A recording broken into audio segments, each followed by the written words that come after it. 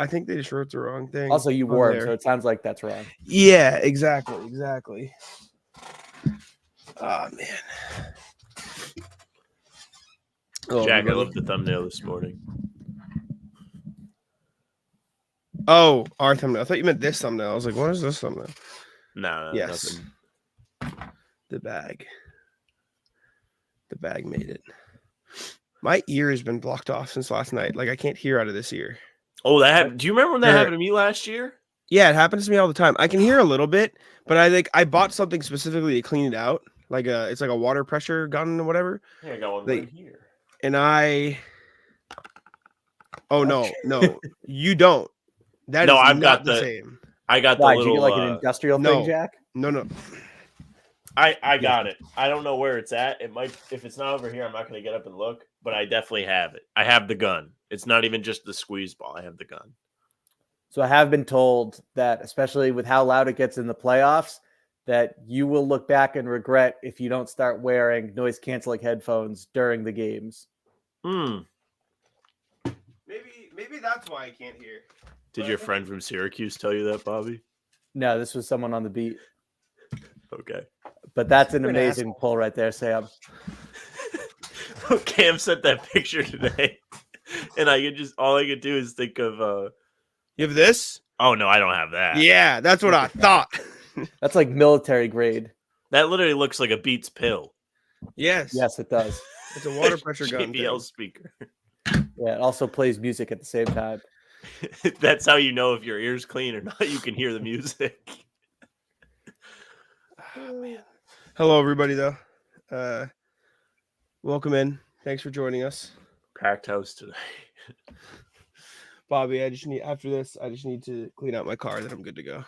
All good. Record with Sam, then clean out the car, but I'll be speeding along. Don't you worry about it. Anyways, hello, everybody. Welcome in. Andrew's here talking trash. Philip is here putting them down. All things are as they should be. I feel like Celtics 5 double-digit losses in the playoffs is the most in 30 years because most coaches just get fired. Yeah. Also, because, teams take so many more threes now that you're more likely to run into it. Yeah. But we are here after a Celtics loss. Sam and I put out a video this morning. Celtics lost to the Cavs 118-94. Cavs got into the paint whenever they wanted. Celtics defense was really struggling. Their offense wasn't much better, and it kind of fed into the defense. Bobby, what are some of your top takeaways from game 2? That this was an example of their worst habits resurfacing. And against Miami in game 2 when they lost in the first round, I didn't love the effort defensively, especially on closeouts. The screen navigation was pretty poor. There's a bunch of examples, but really at the end of the day, Miami was just unconscious, and they made the second most threes in a playoff game. This one was different because this was the Celtics allowing misses at one end to dictate how they played at the other. And that was really poor to see, especially when you're at home against a team that's not as good as you. And you've been through this so many times. And forgive me for being long-winded, but they had a full season where they saw that defense being at the forefront of their identity was the best way for them to operate. And then right after that, a season where missed threes killed them and took from their focus, energy, physicality, intensity on defense, and what that did. So at this stage, they have the experience and the maturity to be able to not allow a night like last night to unfold. I love the rant. Feel free to rant. I hate that it was at home. I know we talked about this, Jack, and you don't necessarily care, but I'm sick of them losing home playoff games. I think it's pretty alarming. I don't think you should lose as frequently at home as they do in the playoffs. I went and looked it up today. I might write about it for either you, Bobby, or Celtics blog, whoever wants to pay me more for it. Not really. I got you, of the champions since 2000, only 5 teams have lost 3 or more games at home. No team has lost more than 4. Celtics have lost 2 of 5. So they're on pace to lose more than 4. They may not be champions if they keep playing like this. I don't love that the energy was really low throughout this game. They really got in their heads pretty early. There were times I thought that they were getting fouled going to the basket and weren't getting calls, but then they let that really, really invade their thoughts, get in their head, and it just reflected everywhere. They weren't locked in on defense. They were getting cooked by Mitchell. Greeny tweeted out the matchup stats. So Drew defended him for like 24 possessions.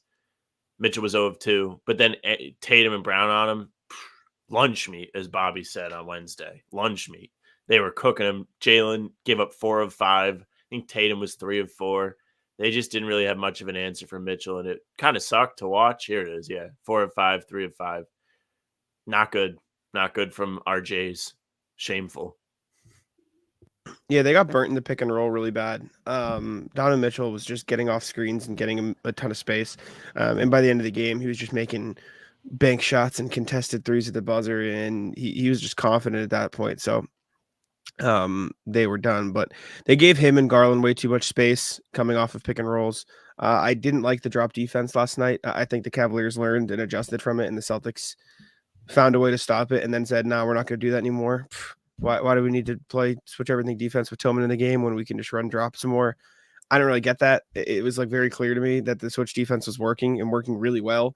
And then they were like, you're not going to see Tillman for the rest of the game. So if you want to criticize Joe, like, I think that's one. Like, I just don't get why you didn't go back to Tillman.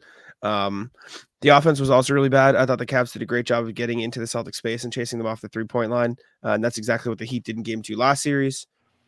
And look what happened. Like it's just a cycle of lack of adjustments. But this feels different because last series it felt like the Celtics could keep playing their same style of offense and defense and win the games, and it was just regression to the means. This didn't feel like that. This felt like the Cavs were picking apart what they were doing, and they now need to fix it. And I hope that they see that because there were small adjustments in game 3 of the last series, like more intent, more purpose, more energy, but it felt like they were still running the same defensive schemes and styles. I don't think they can get away with that in this series, and I think they need to adjust. I'm still confident in the Celtics' ability to win the series, but it does feel like it needs to be more than just, we'll just keep going and it'll play out in our favor. I'm so glad you went there because the drop coverage was just infuriating to watch from a sense of if you love the game is just infuriating where you're inviting them to take open threes and you're putting so much pressure on the trail defender to get over the screen and contest the shot from behind. It's really an easy adjustment for Cleveland once that happens and you're not seeing enough diversity in terms of how they're guarding the pick and roll, where it's, look, guys, we need to take more threes and be more effective from beyond the arc to give ourselves a chance against this team.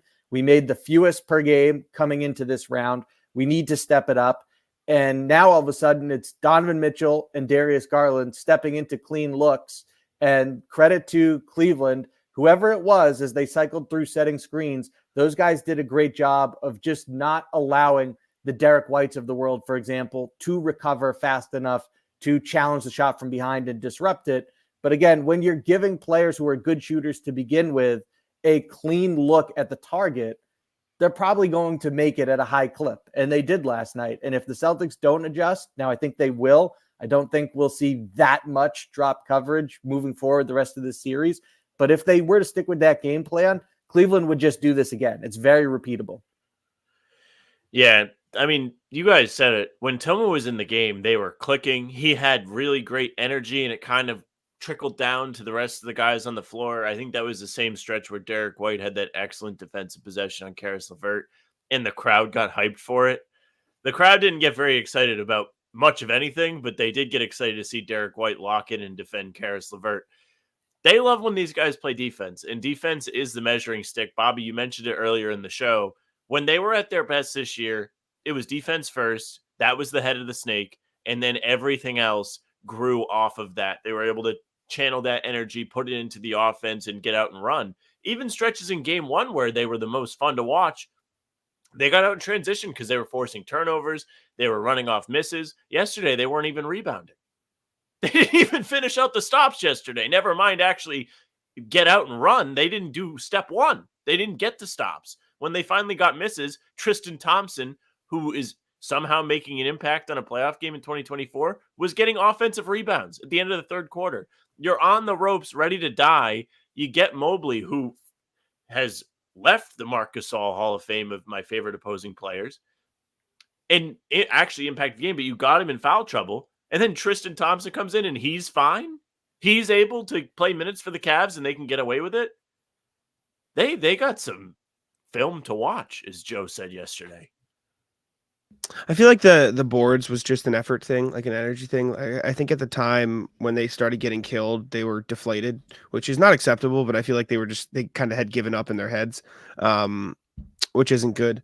I think the defense was bad, and I think they talked a lot about it after the game. It was also like partially a product of how bad the offense was because the Cavs were getting out running and playing free, and the Celtics were forced to take the ball out every time, forced to play slow, forced to just like even if they don't have to play slow tempo in the half court, like it would just because they were taking the ball out every time the Cavs were running, it was just like a slower pace regardless. Like there was nothing they could do from that regard. They could have played a better up tempo style in the half court, which they did at the very, very start of the game. And then they got baited into stopping that. But it was frustrating. It's frustrating to watch. It feels like this is not a trend, but like to see it happen in 2 straight game 2s is annoying. And it feels like game 1 is always the game where the talent wins out. Game 2 is where adjustments went out. And it just feels like the Celtics have been a step slow on that second part. I don't doubt their ability to do it in game 3 and 4 and 5 because they've shown that they can bounce back and they've bounced back from losses well all year. But I don't love that we're seeing the same trend of lack of adjustments in 2 straight game 2s. No, and 2 things to that issue. One is that's where the lack of variance comes into play offensively, where in the second half, 18 of their 36 shots were threes. They made 2 of them. So switch it up. And this was not even a case sometimes on these cold shooting nights where they just stick with it beyond the arc. You go back and you look at the film and you say, almost all of these were good shots. And this was kind of just bad luck. And it's easier to side with why they stuck with it. This one, a lot of them were rushed early in the shot clock, quick looks they could have come back to later.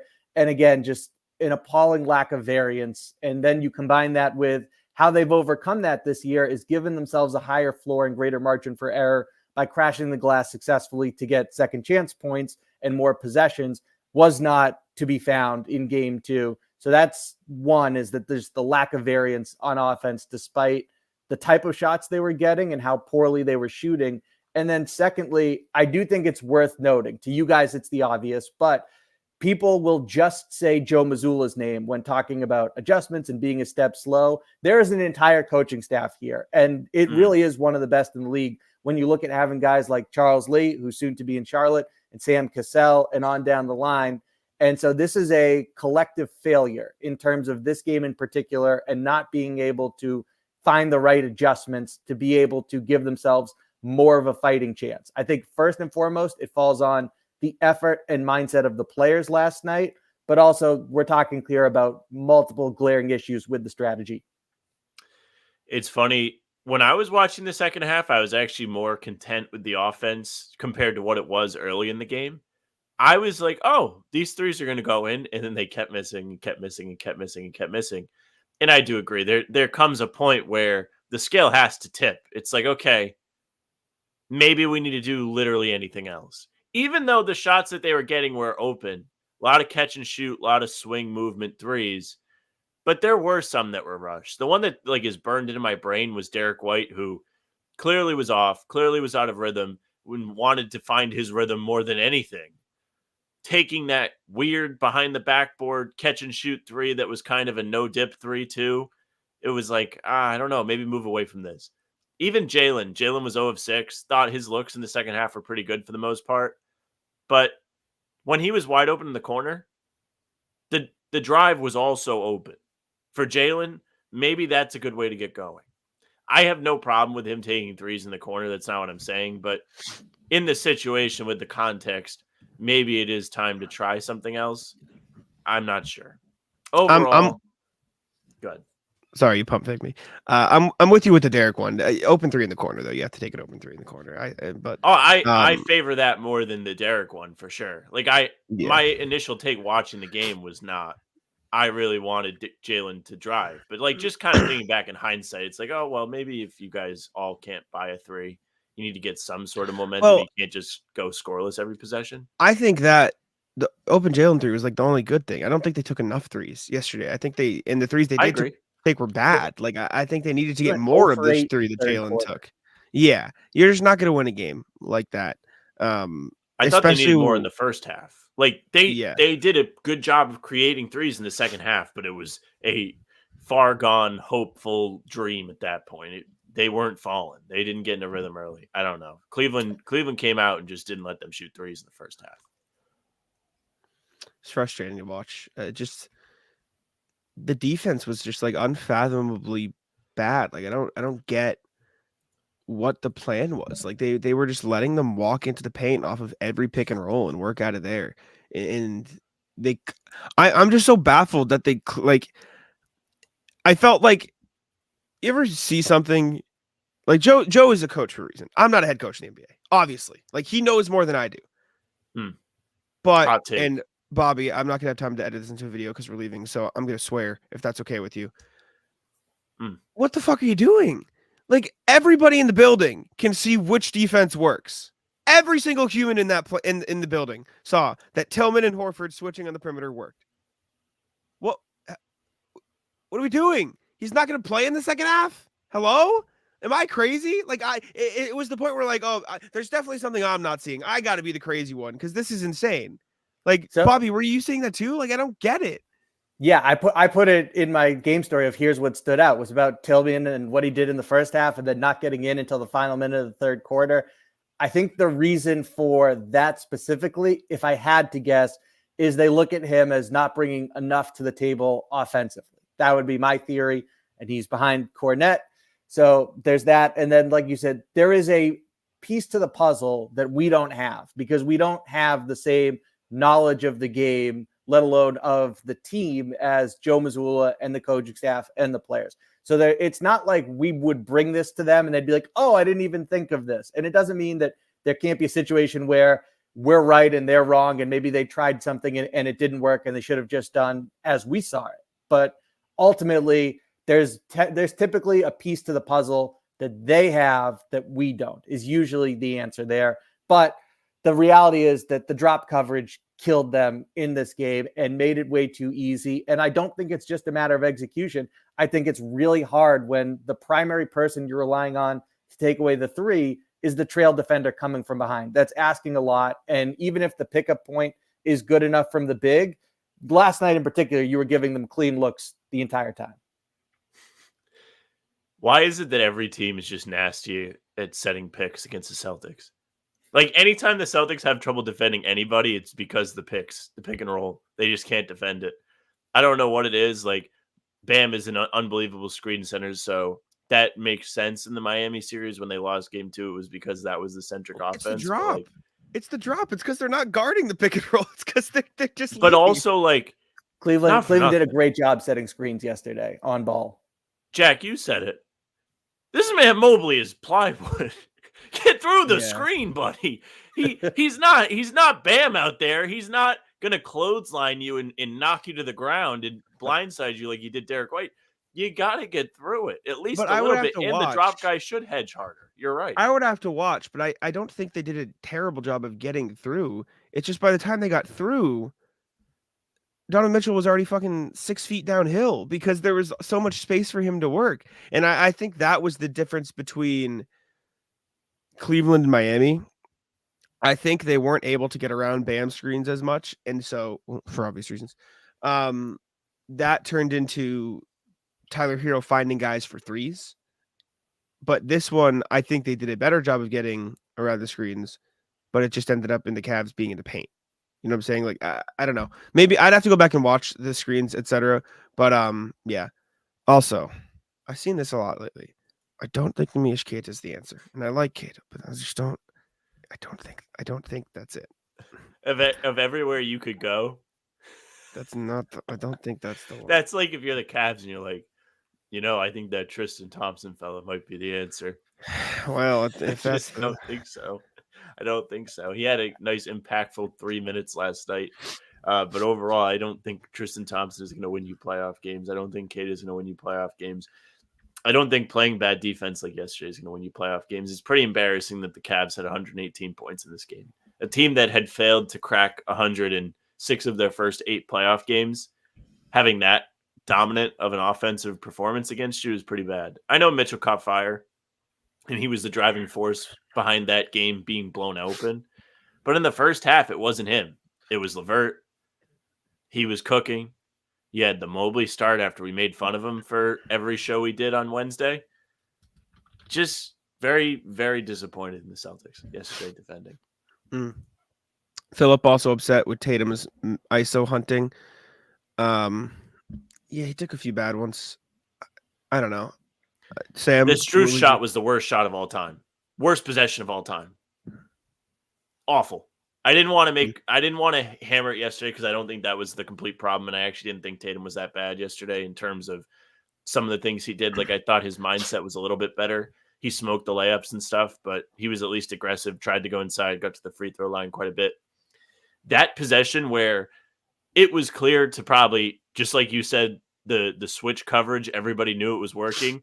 Everybody in the building knew Tatum was like, watch this. And he was dribbling, faked a drive, faked another drive, and said, here we go, baby, and fired that step back 3 up. It was primed as soon as he touched the ball. Oh, the one that Pritchard put back?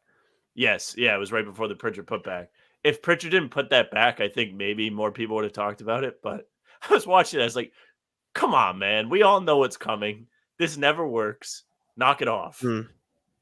Yeah, I thought there were times where Tatum forced the issue for sure. Like you said, they also did a good job of just trying to get him going in the first quarter. First possession of the game was run for him to get it at the basket, by the way. So loved that. And then he was attacking downhill. He got to the line. He took 6 free throws in the first quarter. But some of those times where he forced the issue also came off of, hey, this possession has kind of been a failure to this point. So now it's just time to go isolation and try and make something happen. And you can say, hey, there should have been more effective off-ball cutting, or someone set a pin down to get someone open on the weak side and see if Tatum can find him. But it wasn't really the way it unfolded. And so it ended up being the guy who has not shot the ball well this postseason, but is your best player, trying to make something happen in a more challenging situation. Yeah, it was tough. I'm looking at the possessions right now. There's a few that are like, probably could have gotten a better shot, but I don't think it was too much. Like, I don't think it was as bad as the box score might tell. I thought he was pretty aggressive. I think he just missed a lot of layups. Like, there were a couple bad like middies, like the Strus one you mentioned, Sam, was bad. There's another midi that I just hate, the turnaround middies that aren't baseline. That's just my thing. But like, he just missed a lot of bunnies. Like, he missed a lot of layups that he usually makes. And if he makes the layups that he should have made, he would have shot like 9 of 17. Like, if he just makes 2 of those layups, that's 50% better than 50% shooting. Like, I think Chris Paul hits a huge 3 to cut the lead to 41. Yeah, but not really, because it could have impacted the game when the game was closed. I agree. Also, go ahead. I was just also gonna say, like, the other thing, game like, 1, even past, like, Luke was like wholly ineffective on the offensive glass in this game, and he was going for him. And because he was going for him and not getting them, the Cavs had like a constant 3-on-4 break on the other end. So I think that was another thing that changed from one end to the other. For what it's worth, Mobley didn't like dominate this game in the way like a superstar dominates this game. He dominated this game because he had several wide open dunks, because the Celtics were lost in a pick and roll defense, over helping on the ball handler. And, oh, look at that, I'm open for a dunk. Sick. Just what I needed to get my confidence going. And then he made a 3, made a couple, I think, post hook shots, things he was missing in game 1 after he got a little bit of confidence. But it wasn't like playing against Embiid where you can't stop him or you have to foul him. Like, no, he just got easy looks and got his confidence going. Yeah, I mean, the alley-oop that came off of him with the block, so now they have numbers. They're running in transition. But also, at first they don't rotate properly, and they needed, I think it was Jalen to zone 2. Might be misremembering who, but I think that's who it was. And then Tatum is down low, and he doesn't get in front of Mobley. He's kind of just watching the action as a spectator, and it's an easy lob to someone who they never got in front of, they never got hands on. So, yeah, Mobley just kind of got his stuff rather easily. I mean, he made a 3 in the first half, and he got a mid-range jumper in the second. But overall, like you're saying, Sam, this is how they can get Evan Mobley to roughly 17 points without most of it coming when the game's already decided, like it was in game 1. I mean, Mitchell talked to it in his walk-off interview. That was the first thing he said. As soon as he started talking to Cassidy Hubbard, he was like, first and foremost, I want to give a shout out to Mobley. He was like, we came out, really wanted to get his confidence going, wanted to get him involved, and he did a great job from the jump. And it set the tone for everybody else. Everybody else got confident, and then they just rolled off of it. The Celtics did the worst job of keeping a guy's confidence low I've ever seen. They gave him the easiest shots ever to make him feel good. Awful. Just overreacting to ball handlers. Not really great defense, obviously. 118 points, man. Also, Ed's in the chat talking about Drew. What do you think? You want to talk about Drew? Sure. He was rough. He wasn't as effective defensively. I mean, he held Mitchell to pretty good shoot, or like good for the Celtics Both shooting. 24 possessions. So that's good. But the offense just wasn't there on a night where the whole team's offense wasn't there. So that was frustrating. But yeah, a couple bad Drew shots, which you live with in the wins, but they stand out more in the losses, I think. Yeah. I feel like I thought Drew was bad yesterday. I'm a fan of Drew's, but I didn't think he was good yesterday. Thought he was good in the game one, better than he had been. It was the most similar to a regular season Drew game that we've seen. It feels like they are asking him to do more than he was doing in the regular season. The shot profile feels like it's different, and it's really starting to stand out. He's not taking a lot of threes. He only took 2 threes yesterday, 2 of 7 from the field. Maybe it's defenses knowing what's up, knowing he's a sniper from the corner. But they need to get back to doing exactly what the Cavs did for Mobley and setting him up to succeed. If you want this guy to get going, you have to give him the looks he's comfortable with. You can't play so poorly like you did yesterday. Listen, I can understand Holiday wanted to take on more responsibility if they're playing with nobody putting the ball in the basket like they did in game 2. But that's not the way he's going to get his confidence back. He has to be put in a comfortable position, set him up, do what you did all regular season. When you ask him to bite off more than he can chew, it's going to blow up in his face. The playoff Drew stuff is going to come back. And then you're going to get all of the narrative saying he can't play in the playoffs. Thought he was trending in the right direction too. Kind of bummed to see him step back in game 2. So I didn't like where he was getting his shots from. I mean, the 2 threes that he missed were above the break. Usually they rely on him being a catch and shoot threat who gets them in the corners ideally, but if not on the wings. And that's where he's most effective, at least this season. And also it is a bit surprising. Maybe that's not the right word, but just that when a starter has gone down and he's in the lineup, that's typically when he plays his best offensively because he gets more touches and he can be more aggressive. But it didn't resemble that at all the last game, and it really hasn't since Porzingis went down from Drew Holiday. So it was disappointing in that sense. And I don't love when then the response is, okay, now we're going to make sure to get him some touches and get his confidence up, because they tend to do that by feeding him in the post, for example. And that's just not where he's at his best, despite the fact that he's built like a free safety.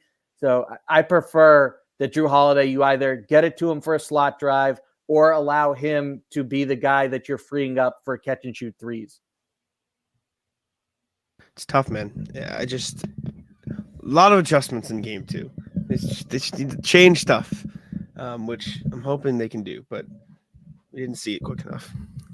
Is Tatum hurt? I don't think so. I think he's all right. I think he's just slumping. My mom thinks Tatum's hurt too. Not that she knows anything, but she was like, "Oh, I think he's hurt. I think he hurt himself when he fell on his back." And I was like, "Well, thought his game 2 against the Heat was his most normal-looking offensive performance, even though they lost. So if he was hurt, he certainly would have played much worse in that game right after falling on his back. Maybe the Bam ankle thing is true. I don't know. Nobody seems to get that vibe, but there are people, more and more people asking that question. I saw some people in the Garden Report chat asking if he was hurt too. I don't think he's hurt. I think he's just playing bad. I think he's just missing shots. It happens. Bobby, do you think he's hurt?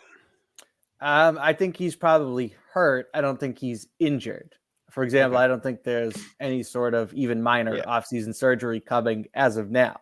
But, you know, the fall on his back was a hard one. Rolled his ankle for the millionth time. He's dealt with stuff with his hand. And so, yeah, I don't think I think he's hurt, but there's a lot of guys that are hurt. Donovan Mitchell, we've seen gutted out through several games in a row now. Brunson. So, yeah, I think he's hurt, but that's not an excuse. And he got asked about it at the podium yesterday and didn't take the bait. So good for him. Mitchell or Tatum? Tatum. Okay. Yeah, I mean Brunson leaves the game and comes back and has an unbelievable second half after hurting his foot. Against that vaunted Pacers defense. That's true. That is true. TJ McConnell tries. He did a good job. Tries his best. If that's the best you can say about a defense, then it's probably questionable. Celtics could have used TJ McConnell, even though they did. They had TJ McConnell yesterday. They had Pritchard playing his ass off. Any final thoughts, Bobby, before trivia? I think we're ready for trivia.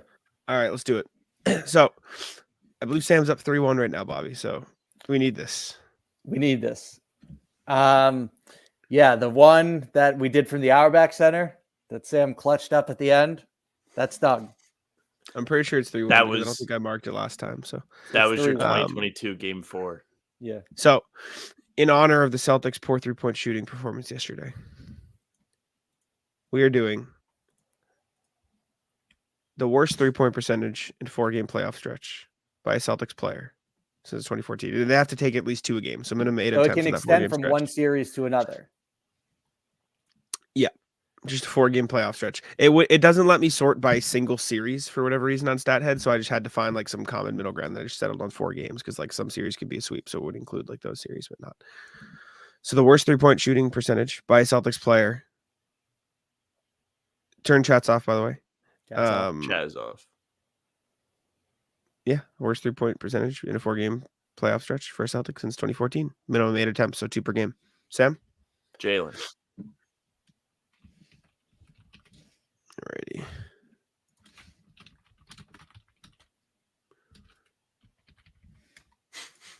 Wow. So that is Was that this year? 1 of 9. No. No. Actually did it 2 separate times in 2017. Respect. It, like back to back. i.e. 8 straight games he shot 2 of 18. Damn. Consistency. Jay Crowder. Wow. Now it's going to be the number one answer. I hope that's what that wow means. Not quite, but what a crazy pull anyways. That is 3 of 20. Oof. Man.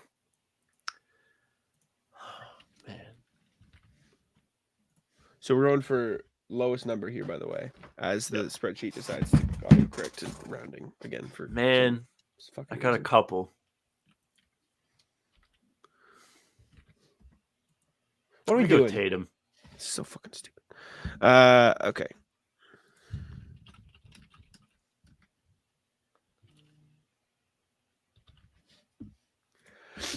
Yep. He was 1 of 13 in 2019.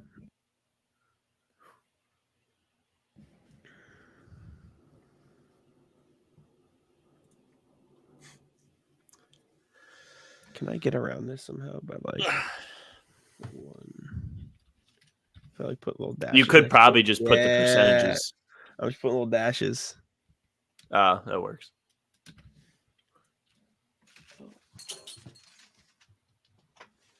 Good. Bobby? Marcus Smart.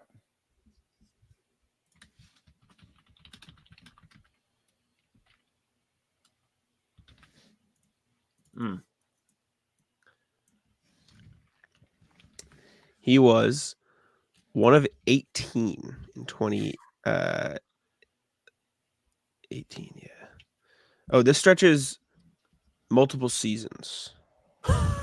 Wow. Apparently, I forgot to click the single season, so this can stretch multiple seasons. Not that it matters because you both answered the same, like from the That's same pool, okay. but Yeah. yeah.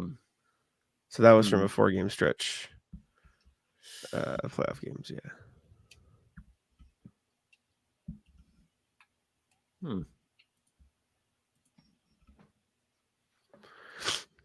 gonna guess Al Horford. I hit Control F on the spreadsheet instead of the Google or the page.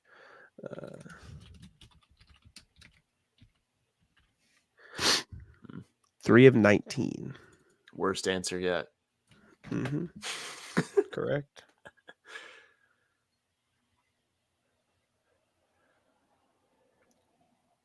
Even though if that was my first answer, I'd be feeling good. I'd be like, nice.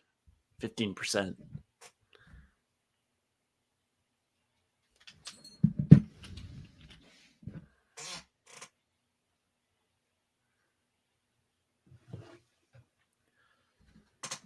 Marcus Morris.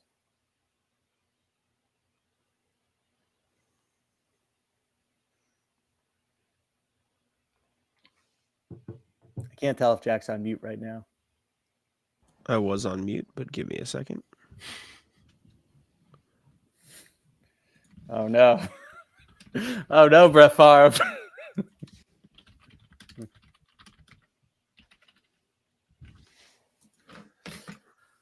Scheiße.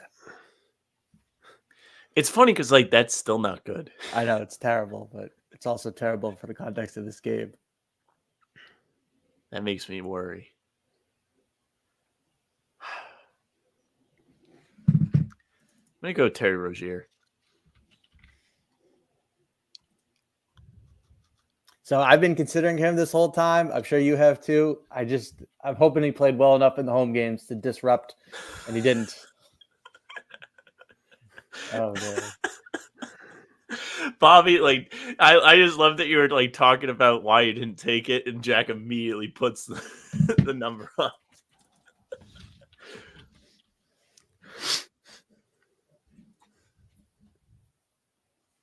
I feel like I could still win though. Oh, you definitely could.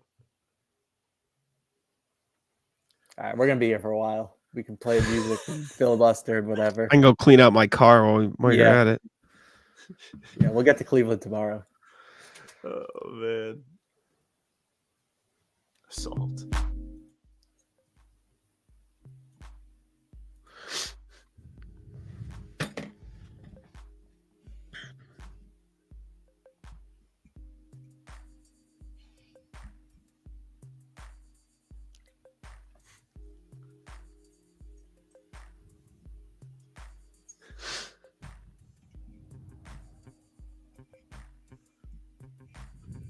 Bobby, what shift driving are you going to take today? The second one. So Does Jack- Justin know this, or do we just push this on him to take the last one? I think we said it right in front of him, but I don't know if he was like aware. All I know is I think I'm doing the first one. So Yeah, Jack's gonna kick us off. I'll take the second leg, and then JT will finish the job. Oh, that makes one JT.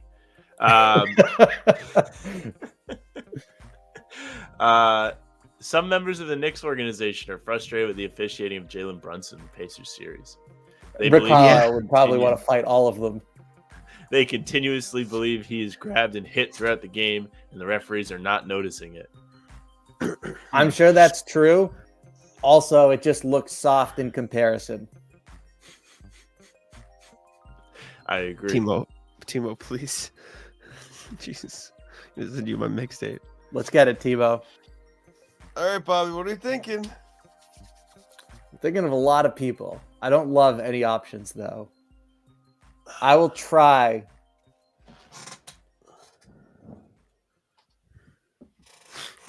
All right, I've narrowed it down to two people, if that helps. All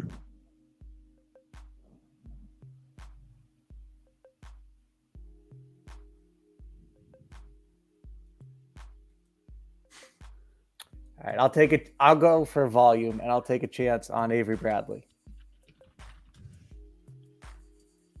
Oh no! I feel like there was at least one series where there was a talking point about him being bad. Not bad enough, Avery. It is crazy, like what bad is. Right.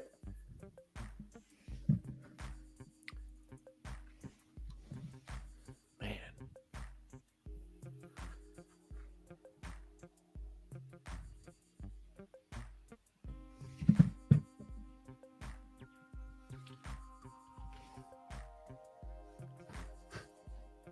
So Sam, just don't pick a 35% 3-point shooter. No, it, it's Sam. off, man. Do it, Sam. Off.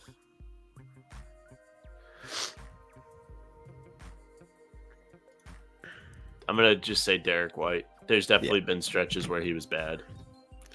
All you had to do is pick not like just anybody who had even a slightly bad stretch. Was Evan Fournier on the list? One sec. And that does it. That's 4. Series are tied. We're back. Who's that? 1-1 in chips. Not bigger biggie. Fournier. Wasn't he hurt for a playoff game? Yeah. He might have been. I don't think he played. Oh, he was. Yeah, his worst was 42%, so that would have cooked you. I was gonna guess him too. Oh, There is a 0 on here. what is Daniel Tice at? I thought Tice as well. Tice is 9.091. Okay. Oh, I should have guessed him instead of Avery. That was the 50-50 split. Jared Sullinger on there? About him. Don't know if he took enough. No, 33. Malcolm What about- Brogdon, 0 for 9. Oh. 0. I forgot all about him. Yep. 0. What about Grant? I thought of Grant too. Not a Grant. 14%, 143. What about, and this might not even be a bad percentage, but what about Jarebko? Thought about him. 0.182.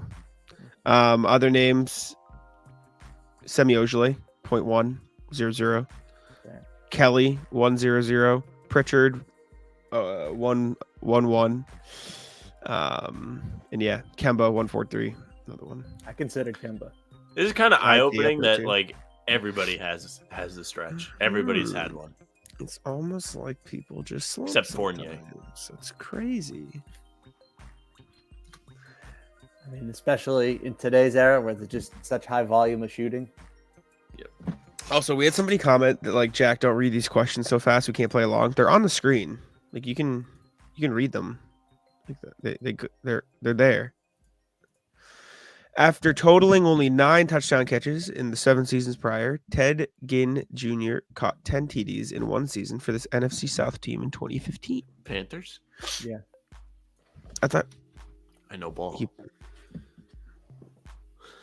while his brother Josh won the Bachelorette, Aaron Murray was the all-time passing yards and touchdown leader at this SEC school that he was the 4-year starter at from 2010 to 2013. Georgia, and I have an amazing Aaron Murray story, but I can't say it on a live stream. All right, Respect. we'll hear it in 10 minutes. Yes. You can hear it in 10 minutes. I'm going to go pack in 10 minutes. Or we I got to also record a have to video, pack, buddy. yeah. We don't have time. We'll save it for another day. This guard led the Trailblazers in scoring with 26.4 in Portland's 2019 Western Conference semifinals victory over the Nuggets. Is this a trick question? That's what I was going to say. It feels like a trick question. Was CJ even still on the team? He was. Yes. I think it's not I meant to be. I think it's still meant to think be- I think it's still Lillard. No. It Yeah. has to be. Shh. It is. Oh. Man, fuck off, Daily Dozen. DeskJet and Envy are the names for 2 separate variety lines for this company's HP. office jet. I literally have that on my computer. Oh my god. Oh my, that's horrific. Oh my god. Plus you. I have no idea what this is. Looks like the guy from Lazy Town. Robbie Rotten. Yeah, I don't know this at all. As the man Sacha Baron Cohen? Oh, Sure. Yes, it might be. it definitely is. Got the Jerry curl. Who's the link? How do you spell it? I see it. I have no idea who that is. Oh man. I can't. Eli says Mark Ruffalo. Nah, it's don't Ruffalo's face isn't that long. Michael Jackson. I don't know who the girl is. I know I said this last time. Kind of looks like Margot Robbie, but also looks a little old. It's for not Margot Margot Robbie. Robbie. That's not Margot Robbie. That's not Margot Robbie on her worst day. That's wild. One day I'll be right. Michael Jackson's a hilarious pull. Sam just saw the Barbie movie and doesn't know what any other female actress looks like. Sam, name one woman. We can come back to Classic this. misogyny. I'm assuming you've seen Wolf of Wall Street, though? I've not. I've not. Got to get on it. I'm Packaged in aware a of her wrapper presence. with yellow and black checkerboard taxi pattern. This taffy candy bar has a peanut butter center. What the fuck?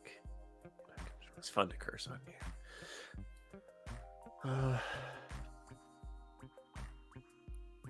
I have no idea. I have no idea.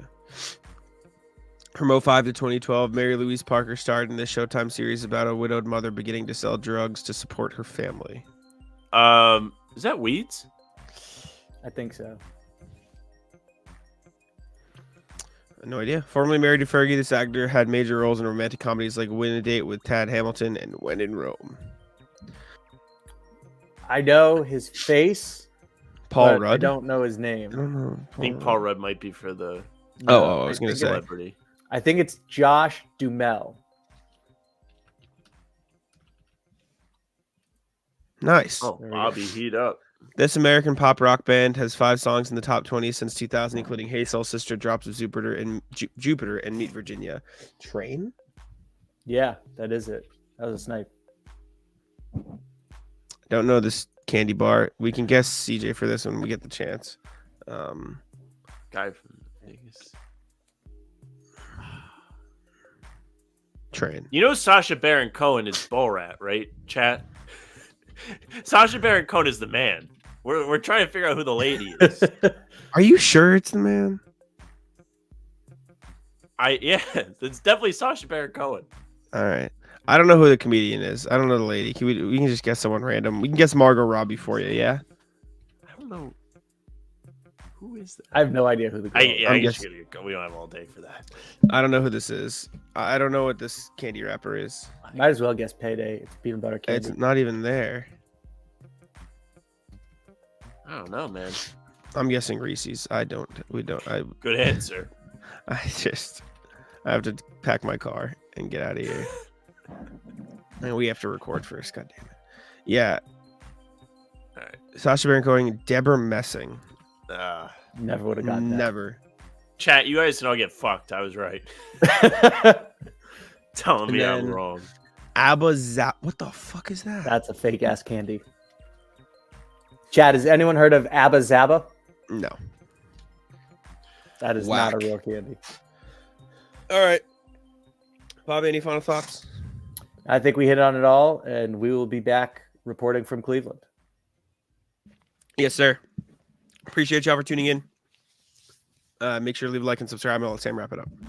Yeah, thank you very much for watching live. If you're with us here right now, we appreciate you even more.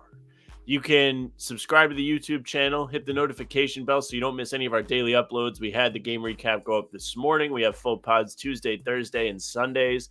And we have streams like these, Talkin' C's Monday, Wednesday, Friday mornings. Celtics the Roundtable around 6 p.m. on Tuesdays. And Jack and I are here for pregame before every single game for a half hour. Come hang out. You can also find us on Spotify and Apple.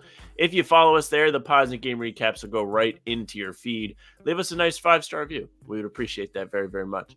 You can follow Bobby on Twitter at Bobby Kravitsky. You can check out his work for Inside the Celtics, part of SI Media. He's got great coverage there, so definitely check it out. You can email us, hbtcpod@gmail.com. You know you have something to say. You watched the game yesterday. We watched the game yesterday. Tell us what you think. You can find us on socials at How About Them C's, Twitter, Instagram, and TikTok. The Facebook is just the name of the pod. You can find our streams there and on YouTube and on Twitter. Jack's Twitter is JackSmone NBA. Bobby's is at Bobby Kravitsky. And mine is at Sam LaFrance NBA. That's it for us. Bye.